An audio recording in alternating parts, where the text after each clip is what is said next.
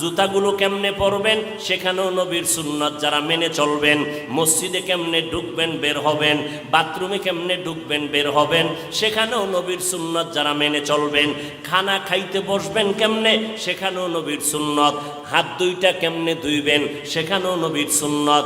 একটা একটা বয়ান করলে সারা জিন্দেগি চলে যাবে রে বাবা। খানা খাইতে যখন বসবেন যেই প্লেটের মধ্যে খানা নেবেন ওই প্লেটে কখনো হাত ধুইবেন না। নবীজি বলেন দোনো হাতের কবজা পর্যন্ত আলাদা একটা পাত্রের মধ্যে ধুইয়া নাও। নবীর উম্মতেরা চিল্লাইয়া চিল্লাইয়া আলেম ওলামারা জীবনভর বলল হাতের কবজা পর্যন্ত ধুইয়া এরপরে ভিন্ন প্লেটে খানা নিয়ে খাও। হুজুরদের কথা মদিনাওয়ালার সুন্নাত গায়ে লাগায় নাই। সরকার যখন পুলিশ নামাইয়া দিল বেতের বাড়ি দিয়া সবটিরে সাইজ কইরা দাও, হাতের কবজা পর্যন্ত ধুইতে হবে, না হয় করোনায় মরে যাবে। পুলিশের বেতের বাড়ির ভয়ে এই বেহায়া বাঙালি হাত ধুইতে রেডি হলো, কিন্তু আলেমের কথায় মদিনার মোহাব্বতে হাত ধুইতে রাজি হয় নাই।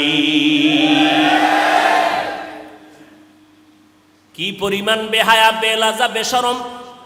এরে নবীর আশিক, তুমি যখন প্লেটের মধ্যে খানাটা নিবা ডান দিক দিয়া তুমি খানা শুরু করবা বিসমিল্লাহ বলিয়া খানা। এরে আল্লাহর বান্দা, বাম হাতে কোনো তরকারি নিবা না, ডান হাতে নিবা। বলবা হাফিজ ভাই আমার ডান হাতে ভাত দিয়া তো লাগানো, আমি কেমনে চামচ দিয়া নিব? বলে চামচটা তুমি আঙ্গুলগুলো ভালো চেটে এরপরে তুমি চামিচের অংশটা এখানে ধরো, বৃদ্ধা আঙ্গুল আর শাহাদাত আঙ্গুলের মাঝখানে ধরিয়া এরপরে তুমি চামচের আগা হোক বা গোড়া দিয়া ধইরা তুমি তরকারি নাও, মাছ নাও, নবীর তরিকা মতে চলো। এরপরে বান্দা নবীর তরিকা মতে খানাটা খাইয়া শেষ সময় প্লেটটা চেটে চেটে খাও, আর ফাঁকে ফাঁকে তুমি আল্লাহর শুকর আদায় করো।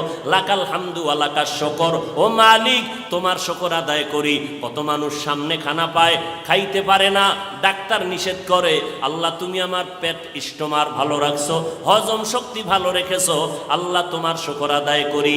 খানার পরে নিজের ওই খানার প্লেটে হাত ধুইও না, অন্য প্লেটে আবার দোনো হাতের কবজা পর্যন্ত ধুইয়া নাও। নবীর সুন্নাত অনুযায়ী যদি চলো ডাক্তারের কোনো পরামর্শ লাগবে না।